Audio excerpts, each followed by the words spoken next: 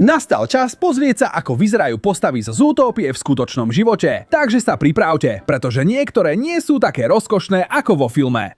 Začníme s hlavnými postavami. Judy Hobsová. Judy je najsympatickejšia policajtka v celej Zootopii, ale napriek tomu, že je dosť malá, je veľmi obratná a rýchla. A to preto, že je založená hlavne na dvoch druhoch králikov. Najprv tu máme európskeho králika, ktorý je dosť rýchly a obratný. Rovnako ako Judy, keď je na svojich naháňačkách za zločincami. Ale aby vyzerala ešte nadýchanejšie a roztomilejšie, inšpirovali sa aj králikom s bavlneným chvostíkom.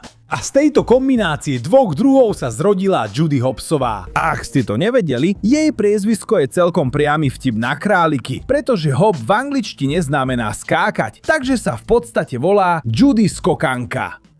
A samozrejme musíme hovoriť o Nickovi Wildovi.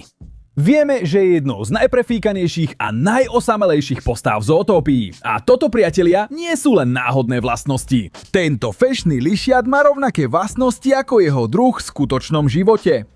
Je založený na líške červenej, najbežnejšej a najrozšírenejšej líške na svete. Sú veľmi inteligentné a rodina im veľmi nevonia. Nedá sa skrotiť a odtiaľ pochádza aj jeho priezvisko Wild, pretože v angličtine by sa to dalo chápať ako divoký, nech už je to akokoľvek.